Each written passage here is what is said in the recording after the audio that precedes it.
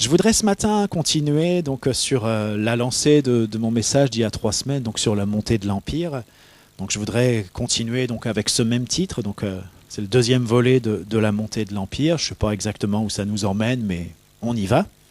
Et je voudrais plus particulièrement ce matin passer du temps avec vous dans le livre de l'Exode, plus précisément Exode 14, mais on va quand même commencer par lire dans Exode 13, du verset 20 au verset 22.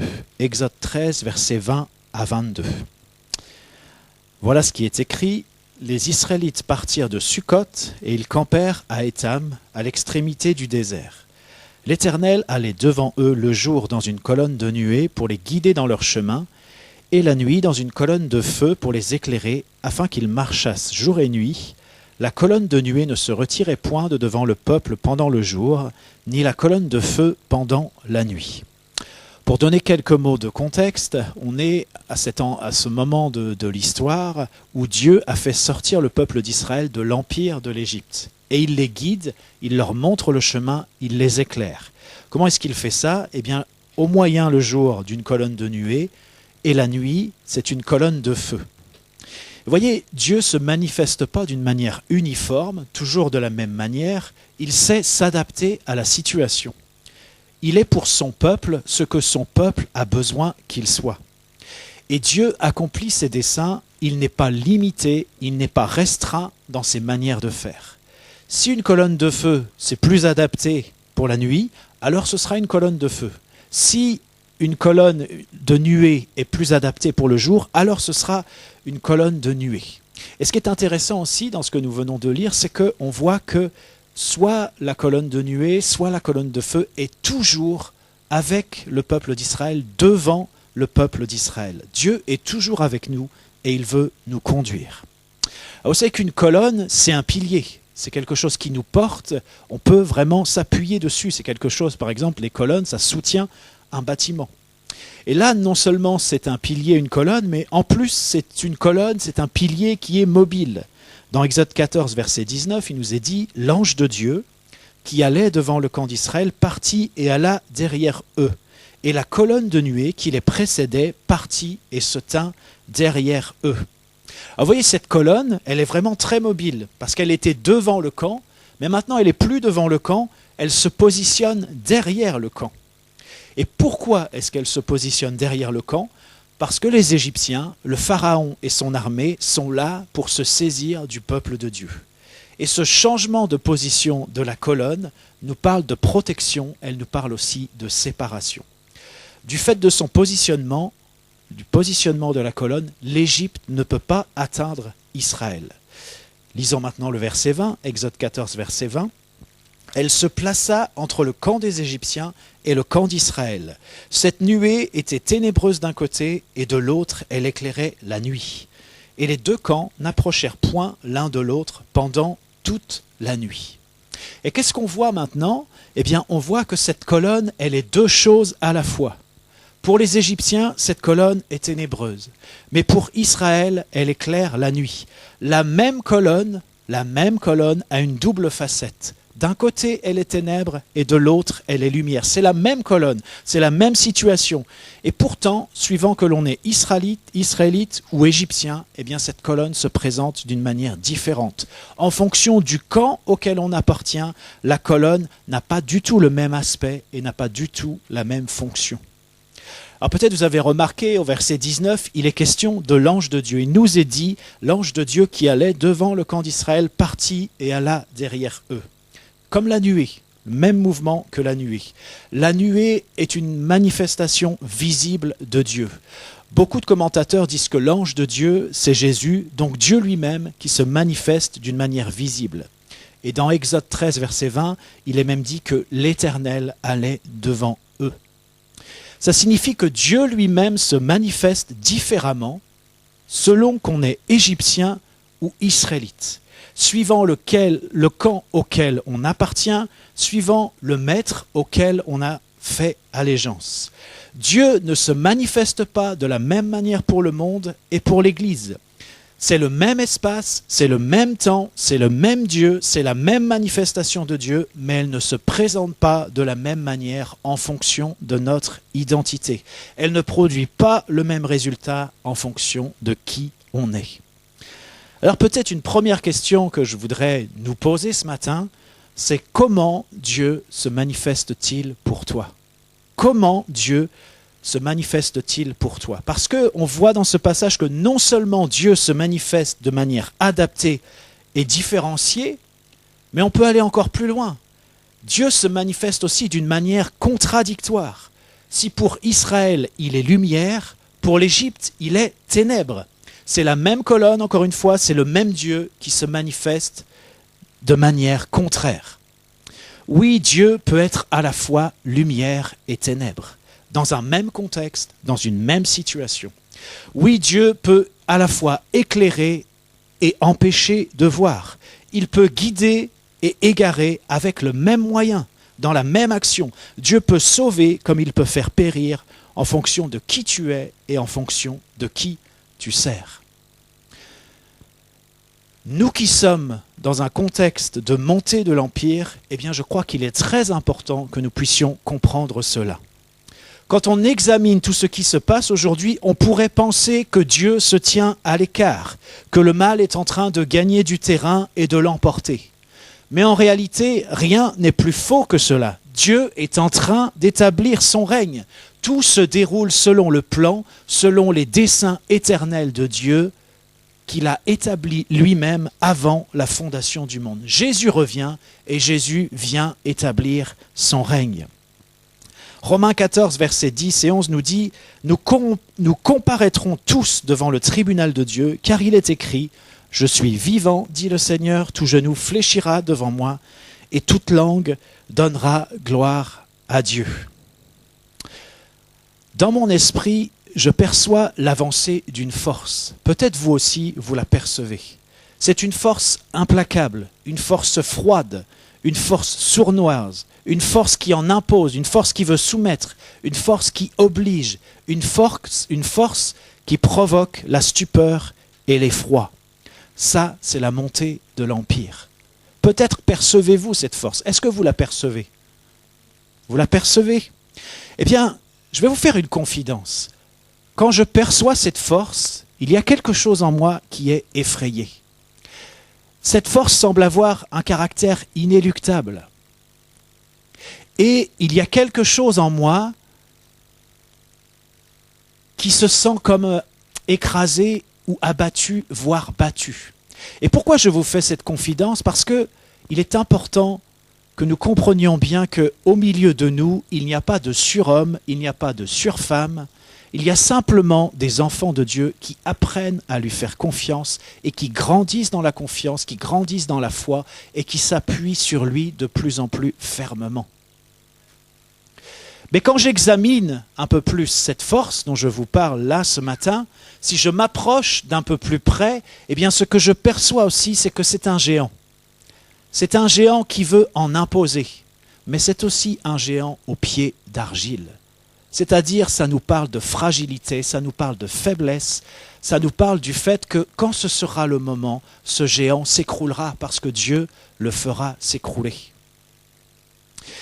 Et voyez, je crois que je vous dis cela aussi parce qu'il faut que nous puissions faire attention avec ce que nous percevons. Parce que ce que nous percevons, même si cette perception est juste et qu'elle vient du Seigneur, eh bien peut nous faire adopter une attitude qui ne correspond pas à ce que Dieu veut.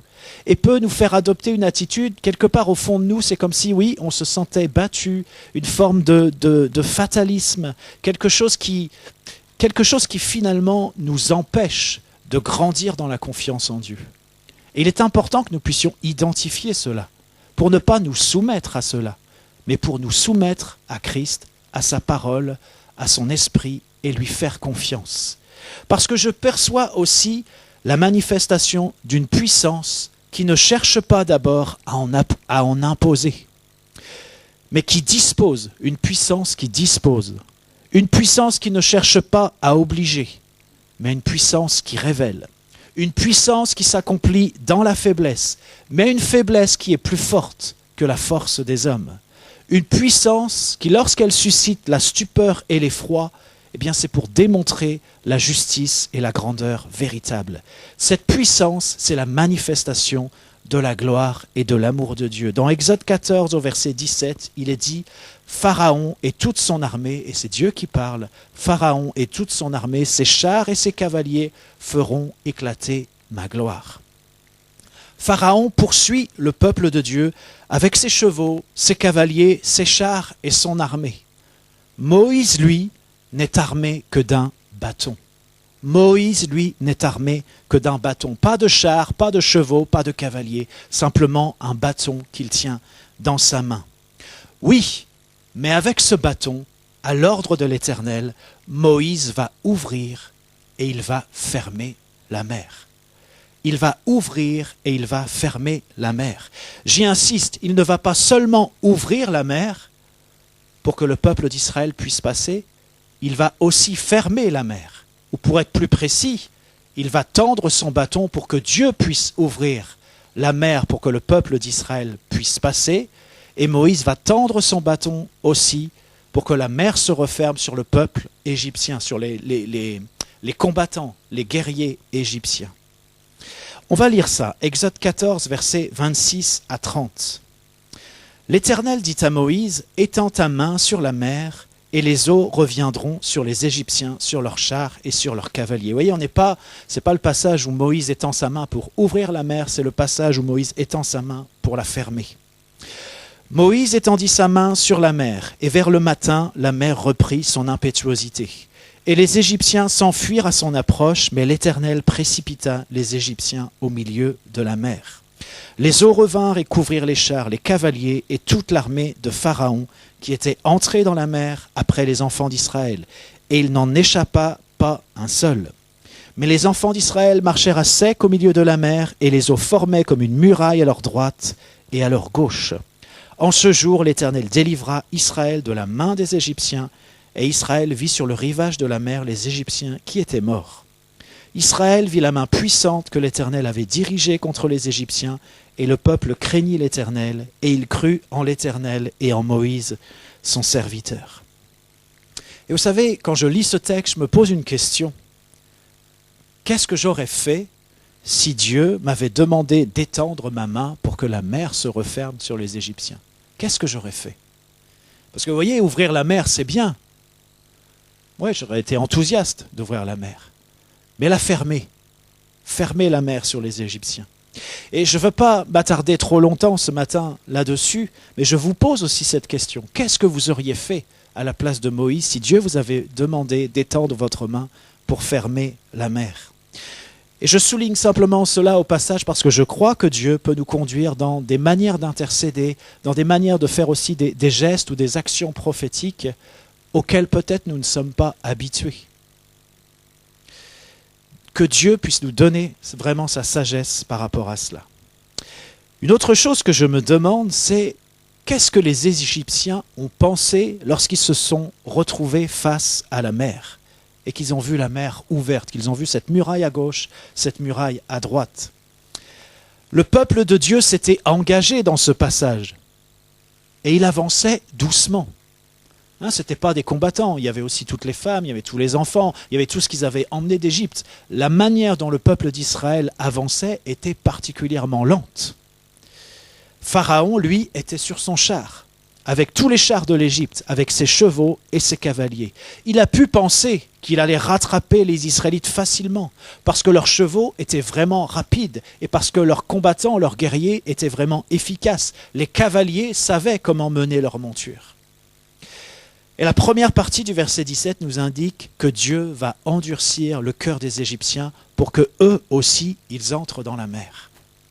Encore une fois, Dieu fait cela parce qu'il veut manifester sa gloire. Et alors que Dieu, vous voyez, c'est là aussi où on voit la double facette que Dieu peut avoir lorsqu'il agit. Alors que Dieu veut se révéler au cœur des Israélites, il endurcit le cœur des Égyptiens. Là encore, je souligne que Dieu fait deux choses contradictoires en même temps pour deux peuples différents. Alors j'imagine que face à la mer ouverte, les Égyptiens ont dû être drôlement surpris. Ils ont dû se demander ce qui se passait, ils ont dû hésiter.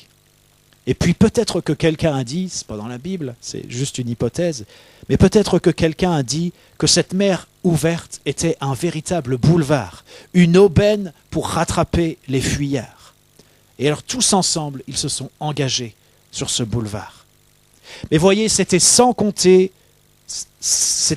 sans la colonne, c'était compté sans Dieu, qui lorsque les Égyptiens étaient bien engagés dans la mer, eh bien Dieu s'est mis à l'ouvrage. Ce que peut-être ils ont considéré comme un boulevard, eh bien ce n'était en réalité qu'un piège redoutable que Dieu lui-même leur tendait. C'est Dieu lui-même qui va combattre les Égyptiens. Si certains considèrent aujourd'hui les circonstances actuelles comme un boulevard, comme une aubaine pour mettre en œuvre leur funeste dessein, pour œuvrer à la montée de l'Empire, eh bien c'est qu'ils ne voient pas encore le piège qui se referme sur eux. La colonne de nuée obscure les empêche pour l'instant de voir, alors que pour nous, la colonne de nuée est une lumière véritable, la lumière de sa parole et de son esprit, qui nous dirige d'une manière assurée et victorieuse. Et il faut insister sur la parole et sur l'esprit. C'est ce que nous avons, nous, en tant qu'Église. C'est la parole de notre Dieu et c'est l'esprit de notre Dieu. La parole de Dieu qui parle et l'esprit de Dieu qui nous conduit. Ce sont les deux choses sur lesquelles nous pouvons véritablement nous appuyer. Et je voudrais lire maintenant Exode 14, versets 21 à 25. Il est dit, Moïse étendit sa main sur la mer, et l'Éternel refoula la mer par un vent d'Orient qui souffla avec impétuosité toute la nuit. Il mit la mer à sec, et les eaux se fendirent. Donc là, c'est avant que le peuple d'Israël entre.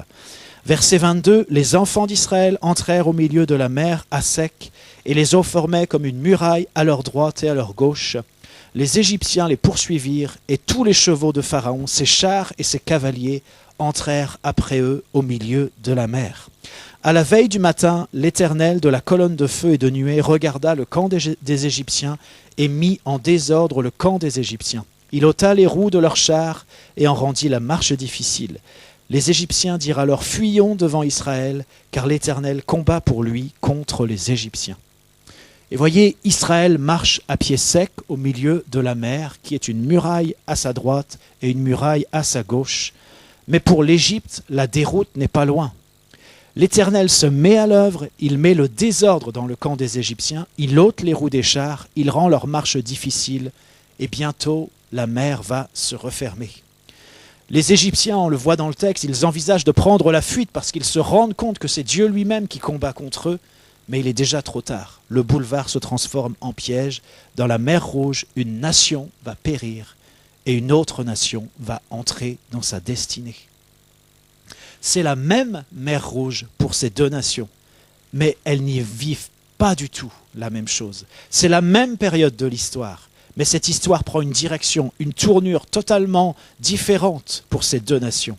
C'est la même colonne, mais pour les uns, elle est ténèbres, alors que pour les autres, elle est lumière. C'est le même Dieu qui est à l'œuvre, à la fois pour sauver et pour faire périr.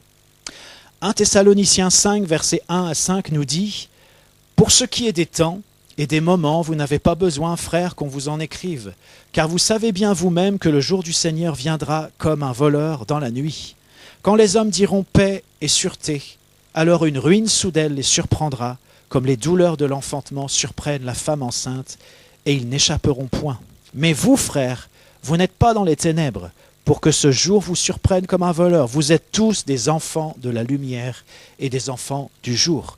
Nous ne sommes point de la nuit, ni des ténèbres. » Et vous voyez, ce que ce texte dit, c'est que nous ne sommes pas de la nuit. Nous ne sommes pas des ténèbres. Nous sommes des enfants de lumière, nous sommes des enfants du jour. Et parce que nous sommes des enfants de lumière, des enfants du jour, nous ne devrions pas être surpris. C'est Jésus lui-même qui a dit « Vous aurez des tribulations dans le monde, mais prenez courage, j'ai vaincu le monde. » Jésus n'a jamais dit que les choses seraient faciles. Non, il a dit qu'il y aurait des difficultés. Mais il nous a dit aussi de prendre courage parce que lui, il a remporté la victoire. Et s'il a remporté la victoire, c'est parce qu'il désire aussi une église victorieuse. Il désire que son église remporte la victoire. Alors je reviens à Exode 14, verset 20. Je vous le relis à nouveau. Elle se plaça, donc il s'agit de la nuée, elle se plaça entre le camp des Égyptiens et le camp d'Israël. Cette nuée était ténébreuse d'un côté et de l'autre elle éclairait la nuit. Et les deux camps n'approchèrent point l'un de l'autre pendant toute la nuit. Et voyez, nous qui sommes spirituels, nous devons bien comprendre cela. Lorsque Dieu se manifeste, il se manifeste de manière différenciée en fonction de qui nous sommes. Dieu ne va pas se manifester à l'Église comme il va se manifester au monde. C'est la même manifestation, c'est le même Dieu qui se manifeste, c'est le même dessein qui est poursuivi, mais cela prend une forme différente en fonction de notre identité, en fonction de l'identité de notre Maître. Et ce qui est important, c'est que nous ne devons pas prendre pour nous la manière dont Dieu se manifeste au monde. Si nous sommes dans la confusion à ce sujet, eh bien nous allons penser que la manière dont Dieu se manifeste au monde, c'est la manière dont Dieu se manifeste à l'Église. Et cela va nous mettre dans une position où nous serons tout à fait incapables de jouer notre rôle d'Église parce que Dieu se manifeste d'une manière autre à son Église. Et c'est son Église qui a les clés pour la suite. C'est l'Église de Jésus-Christ, c'est une Église victorieuse, même si elle doit passer par toutes sortes de tribulations. Mais si nous faisons nôtre la manière dont Dieu se manifeste au monde, eh bien nous sommes incapables de nous positionner correctement pour servir notre Dieu et pour grandir dans la foi et pour grandir dans la manifestation de ce à quoi Dieu nous appelle. Cette confusion, elle pourrait nous être fatale. Luc 18, verset 7, il nous est dit « Et Dieu ne fera-t-il pas justice à ses élus qui crient à lui jour et nuit ? Et tardera-t-il à leur égard ?» Et je voudrais simplement vous montrer d'autres exemples, quelques exemples dans la parole où Dieu se manifeste d'une manière différenciée. Alors là, il est question donc des élus qui crient à Dieu pour obtenir justice. Comment est-ce que la justice opère ? La justice opère par un jugement qui en même temps condamne et un jugement qui en même temps fait justice. C'est le même procès, c'est le même tribunal, c'est le même jugement. Mais pour l'un, c'est une condamnation, alors que pour l'autre, c'est justice. On ne doit pas confondre les deux. Il y a, c'est vrai, des moments où Dieu juge son peuple, où son Église vient en jugement. Oui, ça existe. Pour cela, il utilise même parfois les nations. On le voit à de nombreux endroits dans la parole. Et il y a d'autres moments où Dieu fait justice à son peuple en jugeant les nations. Il nous faut apprendre à ne pas confondre les deux. Il y a aussi des temps, et je crois que nous vivons l'un de ces temps, où Dieu juge une partie de son Église et fait justice à une autre partie. C'est pour cela que souvent, en ce moment, nous entendons parler de tri, de séparation et d'opposition d'une partie de l'Église à une autre partie. Parce que la même colonne se présente sous des aspects différents et même contraires, même au sein de l'Église.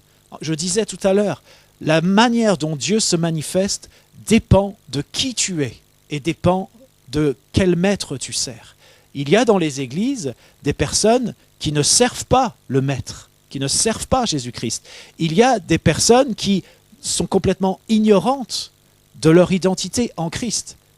Et ces personnes-là ne peuvent pas voir la manifestation de Dieu de la même manière que ceux qui ont choisi Jésus comme leur Seigneur, de ceux qui apprennent à marcher dans leur identité en Christ. C'est très différent. Voilà pourquoi lorsque nous sommes confrontés à la parole que nous lisons dans la Bible, la parole que nous entendons peut-être dans un message ou que quelqu'un va transmettre de la part du Seigneur, voilà pourquoi nous entendons des choses qui sont différentes et nous ne comprenons pas les mêmes choses. Tout simplement parce que nous n'avons pas la même identité.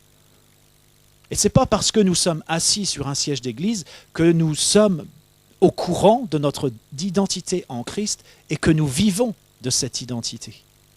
Voilà pourquoi il y a des différences. Mais pourtant, c'est le même Dieu qui agit.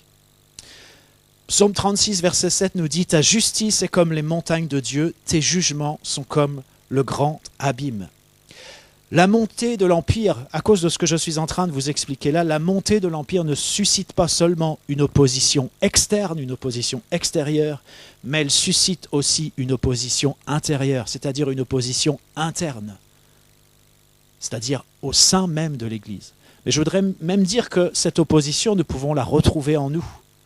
Et c'est pour ça qu'il nous faut apprendre à écouter la parole, à être sensible au Saint-Esprit pour savoir ce que nous devons croire, quelle attitude nous devons adopter, où est-ce que nous devons aller, comment est-ce que nous devons faire. Seule la parole et l'Esprit nous enseignent et nous renseignent sur tout cela. Je voudrais lire également avec vous dans Romains 11, et on va lire les versets 12 et les versets 15, et il est question du rapport entre Israël et le monde. Voilà ce qui est dit. « Or, si leur chute, donc la chute d'Israël, a été la richesse du monde, et leur amoindrissement, la richesse des païens, combien plus en sera-t-il ainsi quand ils se convertiront tous ?» Et le verset 15, « Car si leur rejet a été la réconciliation du monde, que sera leur réintégration, sinon une vie d'entre les morts ?» Et vous voyez ce que Paul nous explique ici, c'est que la chute d'Israël, la chute temporaire, eh bien, a été la richesse du monde et la richesse des païens. C'est la même action, c'est le même Dieu qui provoque d'un côté la chute d'Israël et de l'autre la richesse des nations et des païens. Parce que ce qui s'est passé, c'est que cette chute d'Israël eh bien, a ouvert pour le monde, pour les païens, la possibilité d'être réconciliés avec Dieu, de connaître le glorieux évangile de Christ qui s'est répandu par toute la terre. Et bien sûr, ce rejet d'Israël n'est pas un rejet définitif, ce n'est pas à la fin de l'histoire, et nous l'avons lu, ils seront réintégrés et ce sera une bénédiction encore plus grande. Mais vous voyez, là encore, il y a la même manifestation de Dieu, mais qui ne se traduit pas de la même façon en fonction de notre attitude à l'égard du Seigneur. Il y a un verset qui retient mon attention, toujours pour parler de ces contrastes. C'est le psaume 147, le verset 17. Il est dit, et il est question de Dieu, « Il lance sa glace par morceaux. Qui peut résister devant son froid ?» Et vous voyez, on présente souvent Dieu comme un feu dévorant, mais la Bible nous le présente aussi comme un froid dévorant. Et le verset 20 du même psaume nous indique « Il n'a pas agi de même pour toutes les nations. » Dieu est celui qui n'agit pas de même pour toutes les nations. Dieu est celui qui n'agit pas de même en fonction de qui tu es, de ton identité et de la manière dont tu te positionnes par rapport au Seigneur. Un autre exemple, c'est que la mort de Jésus lui-même était en réalité une victoire totale, non seulement sur la mort, mais aussi sur le péché et sur l'adversaire. Éphésiens 1, versets 20 à 22 nous dit « Il l'a déployé en Christ », c'est Dieu qui a déployé en Christ l'infinie grandeur de sa puissance qui se manifeste avec efficacité par la vertu de sa force. Donc Dieu a déployé en Christ en le ressuscitant des morts et en le faisant asseoir à sa droite dans les lieux célestes, au-dessus de toute domination, de toute autorité, de toute puissance, de toute dignité et de tout nom qui se peut nommer non seulement dans le siècle présent, mais encore dans le siècle à venir. Il a tout mis sous ses pieds. Oui, Jésus est venu il y a 2000 ans, il est venu sur la terre, il a marché sur la terre, il a accompli toute la volonté du Père, c'est-à-dire qu'il n'a jamais péché, il a accompli tout ce que le Père demandait, ce que nous sommes incapables de faire. Et lorsqu'il a accompli tout cela, eh bien tout cela l'a conduit jusqu'à donner sa vie. Il est mort sur la croix. Mais il n'est pas resté mort. Dieu l'a ressuscité. Il nous a dit Dieu a déployé l'infinie grandeur de sa puissance en ressuscitant Jésus.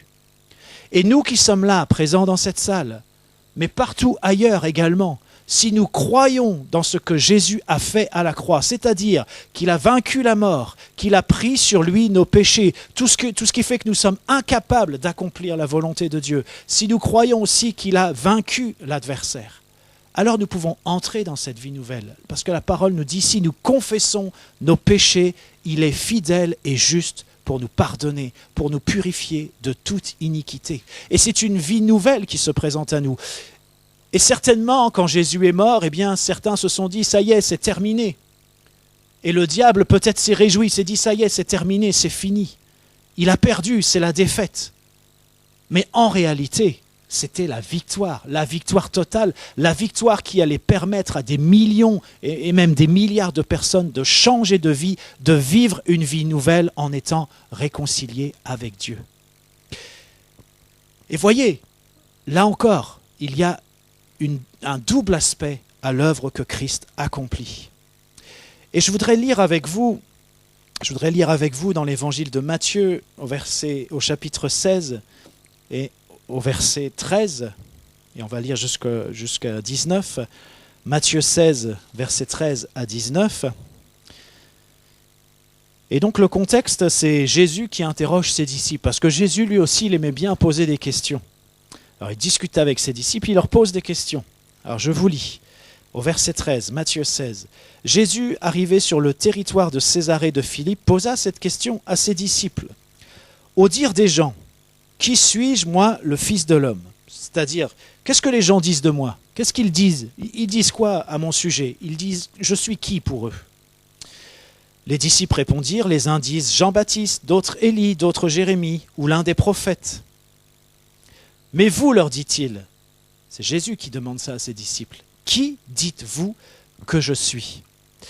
Et peut-être avant d'aller plus loin, je voudrais vous indiquer que la dernière fois, je vous ai dit que cette montée de l'Empire nous posait une question. Cette montée de l'Empire nous pose une question. Est-ce que vous vous souvenez de cette question que nous pose l'Empire, cette montée de l'Empire ? Dites-moi. Vous souvenez-vous ? Eh bien, vous ne vous souvenez pas. Cette montée, voilà, je l'ai entendu, cette montée de l'Empire, elle nous pose cette question, est-ce que Jésus est véritablement ton Seigneur ?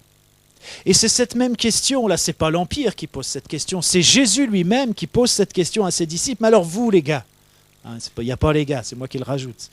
Mais vous dites quoi à mon sujet ? Qui dites-vous que je suis ? Et là, Pierre a une réponse inspirée.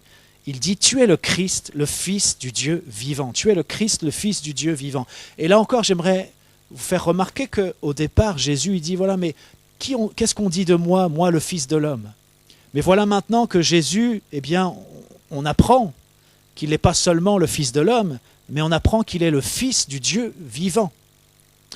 Et Jésus reprit la parole et dit donc à Pierre, il lui dit, tu es heureux, Pierre, Simon, voilà, c'est son surnom, fils de Jonas, car ce ne sont pas la chair et le sang qui t'ont révélé cela, mais mon Père qui est dans les cieux.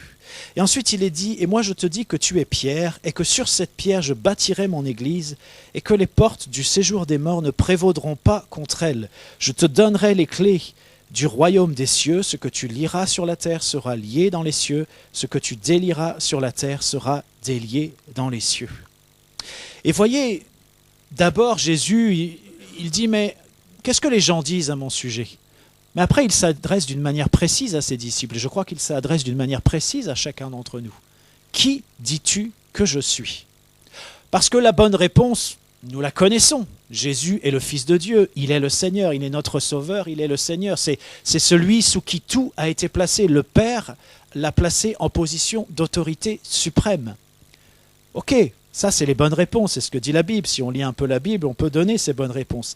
Mais la véritable manière de répondre à cette question, c'est comment est-ce que nous nous comportons par rapport à Jésus.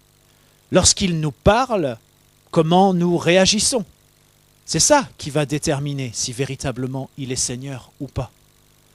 Lorsqu'il nous dit de lui faire confiance, est-ce que nous lui faisons confiance ? Si on lui fait confiance, c'est qu'on considère qu'il est Seigneur, qu'il est suffisamment puissant, que sa parole est suffisamment véritable pour qu'on lui fasse confiance. Mais si on ne lui fait pas confiance, on est en train de dire l'inverse. Et on pourrait multiplier les exemples. Je vous avoue, des fois j'ai des inquiétudes quand Dieu parle et que je vois qu'on a tant de mal à lui répondre. Je me dis, mais est-ce qu'on réalise que Jésus est le Seigneur ? Jésus est le Seigneur. Est-ce que ça a un sens pour nous ? Est-ce que ça signifie quelque chose ? Ou est-ce que c'est juste des mots que nous lisons partout dans la Bible ? Voilà, on sait. Mais est-ce que ça a un impact sur notre manière de vivre ? Est-ce que ça a un impact sur notre manière de croire ? Est-ce que c'est ça qui va déterminer nos actions ? Est-ce que c'est ça qui va déterminer notre attitude ? Qui va déterminer même notre humeur ? Qui va déterminer notre joie ? Est-ce que vous savez, moi ce matin, je me suis réjoui d'entendre que Dieu affirmait à nouveau que toutes les paroles qu'il a dites, il va les accomplir. Et j'ai même entendu que c'était non seulement pour ce qui nous concerne chacun individuellement, mais collectivement aussi. Et alors quand je repasse comme ça, même brièvement, même de manière très schématique, ce que Dieu a déjà dit, je me dis, waouh, il va le faire. Et la question qui se pose, c'est est-ce que je le crois ? Et si je le crois, mais est-ce qu'on ne devrait pas se réjouir de ce qu'il a dit et de ce qu'il va faire? Et j'ai noté quand même, je voudrais le souligner, que Dieu a dit qu'il allait le faire quoi qu'il en coûte. Alors il y a d'autres personnes qui utilisent cette expression-là, mais quoi qu'il en coûte. Et vous voyez, moi, des fois, comment le dire, ce qui m'inquiète un peu, c'est je me dis, mais est-ce que notre manière de nous positionner quand Dieu parle, notre manière de croire ce que Dieu dit, notre manière de considérer qui il est-ce que c'est compatible avec le fait qu'il puisse nous utiliser? Est-ce que c'est compatible avec le fait que nous lui obéissions véritablement quand il parle? Est-ce que c'est compatible avec le fait que nous allions lorsqu'il nous dit d'aller? Ou alors est-ce que finalement la manière qui est la nôtre est une forme de résistance? Et je pense à ce conseil que je crois que c'est Gamaliel qui disait, mais on ne va pas prendre le risque de résister à Dieu. Et j'aimerais vous dire, il ne faut pas prendre le risque de résister à Dieu. Parce que c'est vrai, Dieu parle, on le voit dans sa parole, il parle.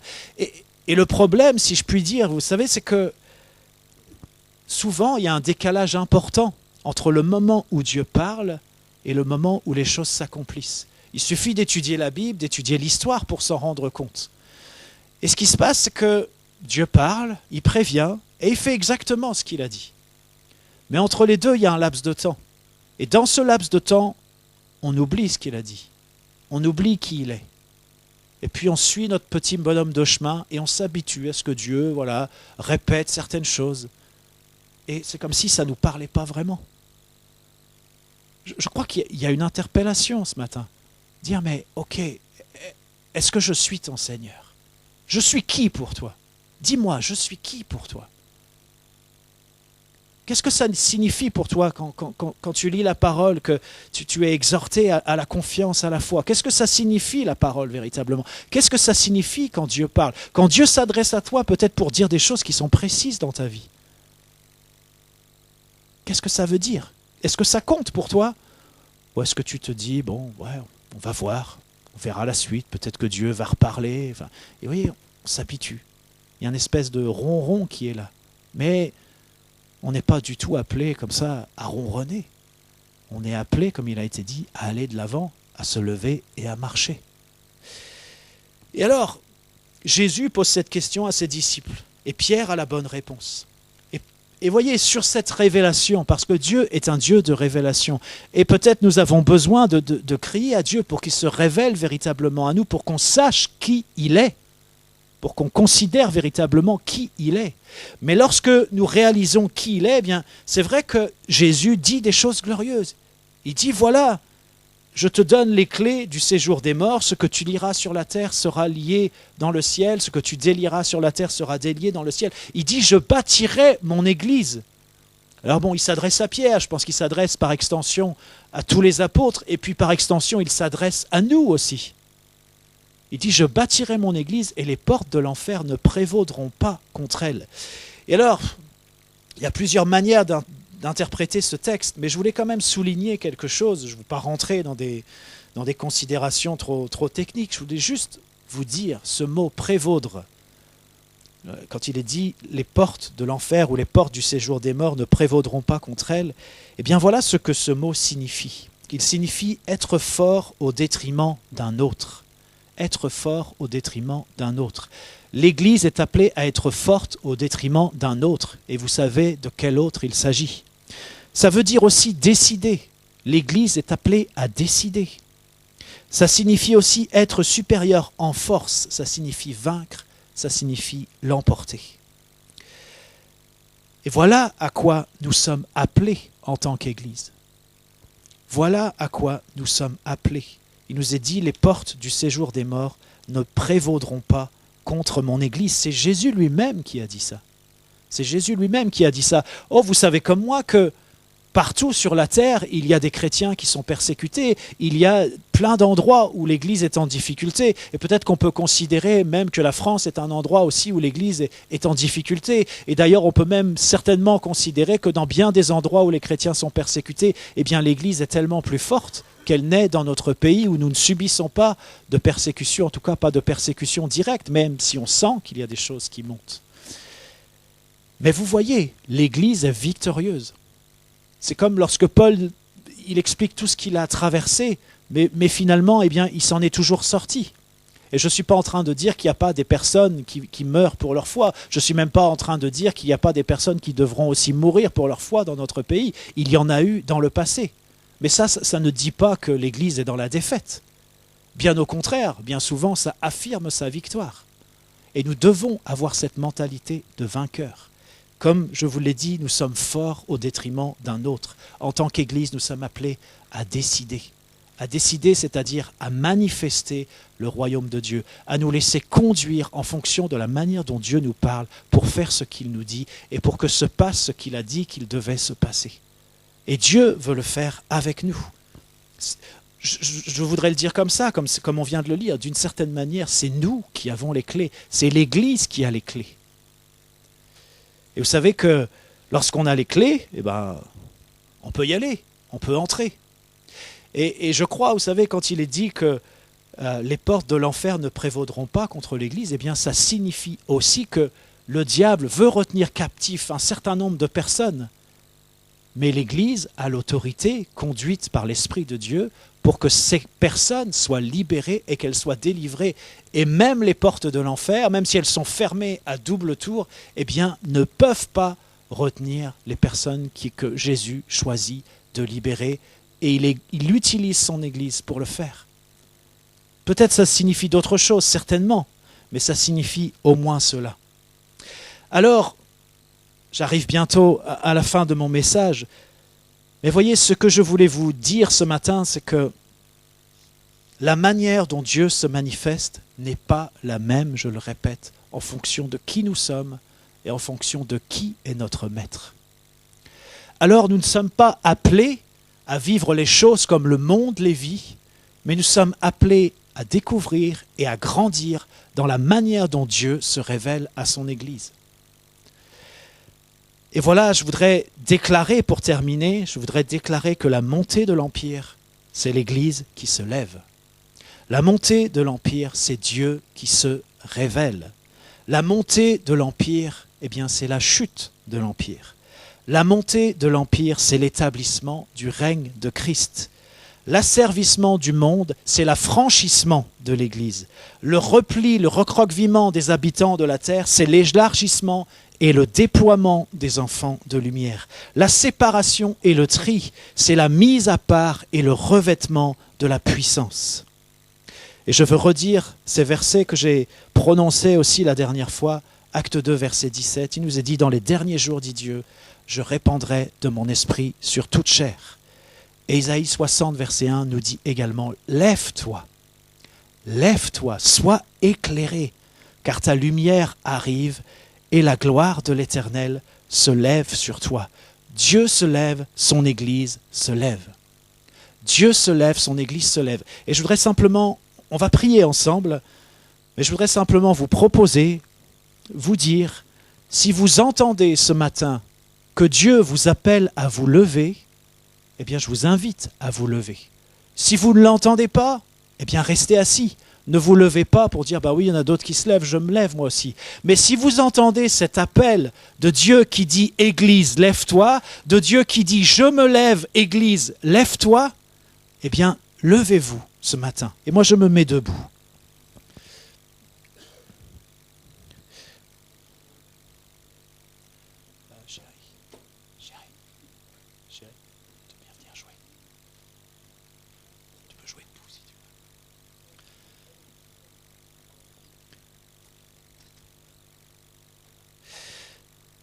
Et avant que nous puissions prier, je veux attirer votre attention encore sur ce verset d'Ésaïe 60, verset 1. Je sais que à d'autres occasions, je l'ai déjà dit. Mais il est dit, lève-toi, sois éclairé, car ta lumière arrive, et la gloire de l'Éternel se lève sur toi. Lève-toi. Et voyez, ce qui peut peut-être nous surprendre, c'est que Dieu est en train de nous dire, lève-toi, sois éclairé. Ça veut dire que quand tu te lèves, eh bien, tu n'es pas encore éclairé. C'est parce que tu te lèves que Dieu t'éclaire. Et puis même, ça va même encore plus loin. Dieu dit, car ta lumière arrive. Qu'est-ce que ça signifie? Ça signifie que se lever, c'est une démarche de foi. Ça veut dire que nous ne nous levons pas, non pas parce que Dieu nous porterait comme ça, et puis voilà, il nous ferait nous lever. Non, non, on se lève parce qu'on entend que Dieu nous dit de nous lever. Et on se lève, et dans d'autres traductions, il est dit « Lève-toi, brille, car ta lumière arrive ». Lève-toi, brille, car ta lumière arrive. Et on pourrait se dire, mais comment puis-je briller si ma lumière n'est pas encore arrivée? Mais c'est parce que c'est de foi qu'il s'agit. C'est de foi qu'il s'agit. Et alors que tu te lèves ce matin, eh bien tu es éclairé. Alors que tu dis « je brille », alors que peut-être tu ressens toi-même que tu n'as rien pour briller, eh bien la lumière de Dieu arrive sur toi. C'est une démarche de foi. Et il est dit, c'est plus que la lumière. Il est dit, et la gloire de l'Éternel se lève sur toi. Vous vous souvenez, tout à l'heure, on a lu, pourquoi est-ce que le Pharaon, comme ça, avec toute son armée, s'est lancé à la poursuite d'Israël? C'est parce que Dieu avait décidé de manifester sa gloire. C'était ça son objectif. Mais voilà qu'aujourd'hui, Dieu veut manifester sa gloire au travers de son Église. Oh oui, aussi au travers des tribulations, mais c'est au travers des tribulations que la gloire de Dieu se manifeste.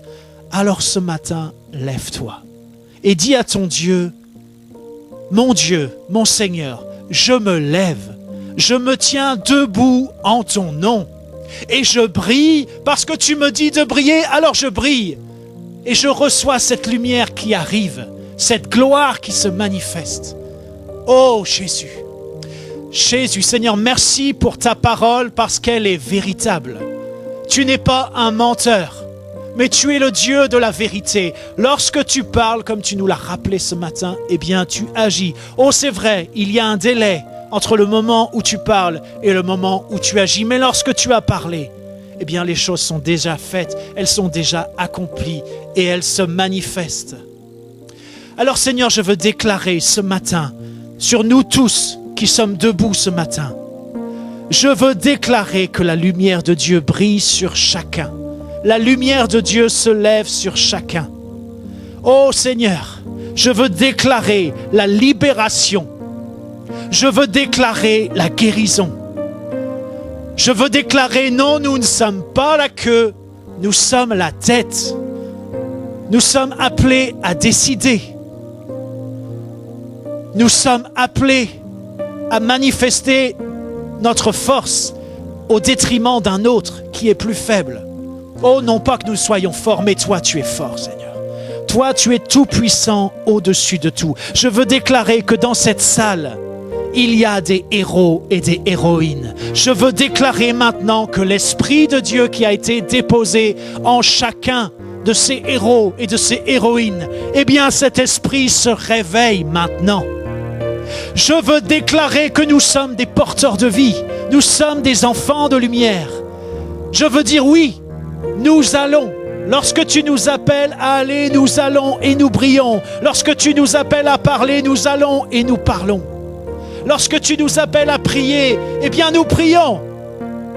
Lorsque tu nous appelles à combattre, eh bien nous combattons. Lorsque tu nous appelles à nous réjouir, alors nous nous réjouissons et nous te célébrons. Nous célébrons Dieu, le Dieu véritable. Oh Seigneur, merci parce que tu es notre Dieu. Merci pour cette grâce, pour ce privilège.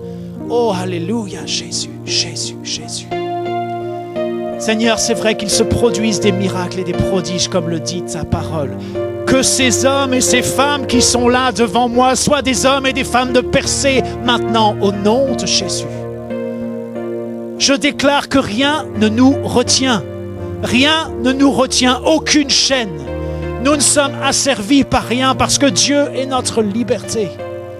Oh Jésus, Jésus, devant toi nous demandons pardon pour nos cœurs lents à comprendre, pour nos vies qui ont du mal à se mettre en marche, en mouvement. Mais maintenant c'est terminé. Merci pour ton esprit qui nous conduit. Que nous soyons maintenant, au nom de Jésus, libérés de toute crainte. Merci Seigneur. Merci Seigneur Jésus. Nous proclamons ton nom Seigneur. nous proclamons le nom de Jésus, ce nom qui nous a été donné, et ce nom qui est au-dessus de tout nom, qui se peut nommer dans le siècle présent ou dans le siècle à venir. Le nom de Jésus est au-dessus de tout nom. Nous te bénissons, Seigneur. Nous te bénissons, Jésus. Alléluia.